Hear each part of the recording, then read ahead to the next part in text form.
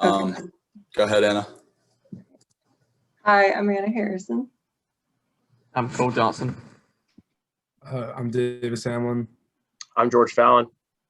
I'm John Hirschland. And I'm Josh Driscoll. And this is our mortgage exploration project. So when we were looking for a house, we really wanted something that would appeal to people out of college, maybe like a couple years out of college, so like mid-20s. And we found this nice house called 309 South Leach Street, and it's in Greenville. And we really liked Greenville because it has a lot of attractions, but also has a lot of job opportunities, which is something that a lot of recent graduates are going to be looking for. It's newly renovated, so as you can tell, it's nice and modern looking, and it has a lot of nice amenities to it that will make it feel like a high-end house while still being in budget. It is half a mile from downtown Greenville, which is a nice, like really close distance. So you're sure to be close to tons of jobs and tons of things to do. $185,000, which is a really good price for the location, because the property around Greenville is selling really quickly right now, and it's going up in value. So you will most likely get that back when you sell the house, or if you choose to sell the house. It's 2-bed, 2-bath, which is the perfect size, because being in your mid-20s, you probably don't have a family yet, so you don't need like the whole 4-bedroom big house. But you also have an extra bedroom if you want to rent it out and try to make some extra money. And like I said, it's recently renovated, so you get all the nice fancy things of a modern house. The down payment on this house for 20% is $37,000. That is a really good price. If you make $75,000 a year and you put away 20% every year, it'll take you less than 3 years to make that. So that's a good timeline for buying a house. The loan limit set by the FHA conforming, or the FHA for Greenville County is $548,250, which is way above whatever size loan you would need for this house. So you should definitely be able to afford it. So on to the actual mortgage itself. This is a really interesting thing, especially in our situation, most of us being seniors and going through the process of figuring out where we're going to live after this year, making a decision on whether or not we'd, is it worth it to rent? Is it more worth it to buy? But with the current, conditions on mortgage and interest rates, it's very surprisingly appealing to, buy a house right now. What I learned when I actually got on the phone with my uncle, Chris Timmons, he works with Wells Fargo up in upstate Illinois, is that, regardless of what your current credit score is, whether you got a poor, fair, excellent, that with the amount of money that we have down, being 20% on only a $185,000 house, the interest rate is constant across the board, which is very surprising. It's something that he said that he does not see very often when it comes to interest rates. But the fact that our house is so cheap comparable to other houses they're doing mortgages on, it's almost like it's a guarantee in sorts for the mortgage bankers that they will receive return on their investment of a loan out to you. And just to repeat it one more time, there's absolutely no change regardless of if you had an excellent, poor, fair, good FICO credit score. So then for our approximate cost. So for our approximate cost of closing fees, our largest cost is going to be our processing, which will be around $1,200. Then we have tax service at $80. We have an appraisal cost of a little over $520.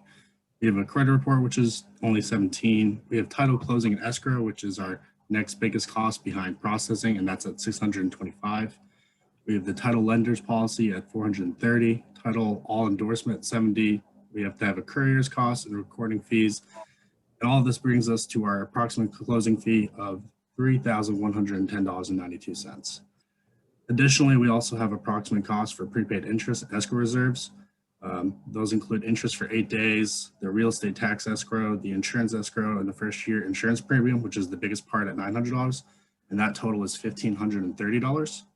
And so with the total cost of the house being $185,000 and us getting a loan of $148,000 with a $37,000 deposit, with the additional $3,100 closing fees and the $1,500 borrow prepaid fees, we're looking at on top of the down payment to totally pay $41,641. And then so for our approximate monthly payment at a interest rate of 3.25, the principal and interest for interest alone will be $644. Then we're looking at real estate taxes of $100, and then insurance of $75, which would bring our total approximate monthly payment to $819, which according to Rent Cafe, the average rent in Greenville is $1,100. And according to Zumper, the average cost is about $900. So the average price, the price we'd be expecting to pay would actually be cheaper than the average rent in Greenville currently.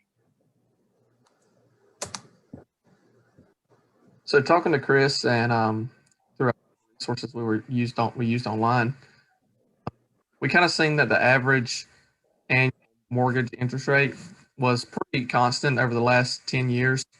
It moved a little bit, but it was nothing severe. However, when the COVID-19 crisis hit last year, or 2 years ago now, interest rates kind of took a dive as the economy kind of dove.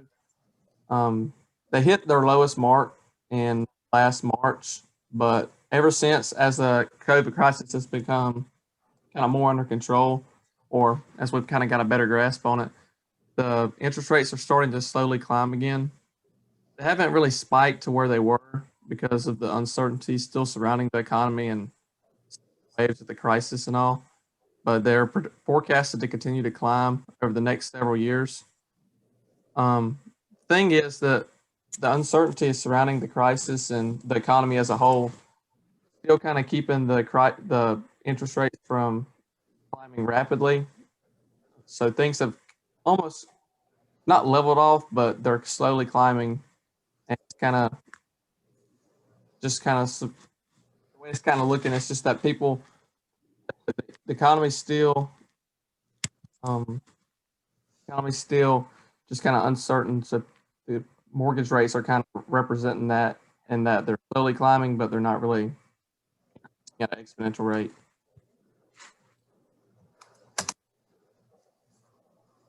And so here we have our amortization schedule. And this is basically a breakdown of our monthly mortgage payments.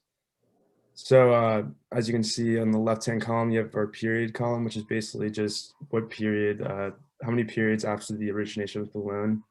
And in this case, we have 360 because it's a 30-year monthly loan. So 30 times 12 is 360. That's how many periods.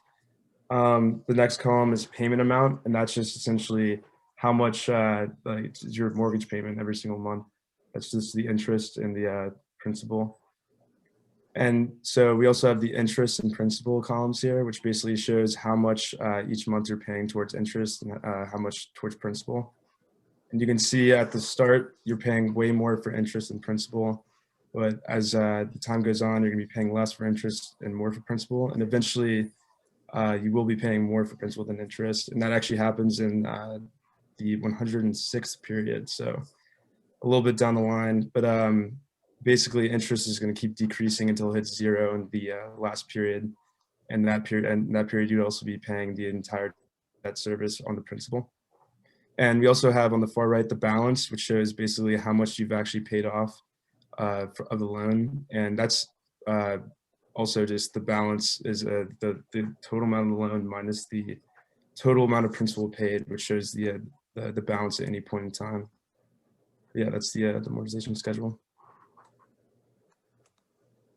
So to wrap things up, the final question we have to answer is whether it'd be better to buy or to rent this property. While technically after our conversations with the mortgage banker, as well as between our group, we can afford this property. There are uncertainties in life and unexpected expenses, and especially being a young recent graduate of college and not very established in a career, those uncertain expenses can take a toll. So while renting would be the more safe move, there is the option to buy, and you can't afford it. The added benefit of buying is the increase in equity and value that you have. You could also be in a 2-bedroom place. You could rent out the extra bedroom.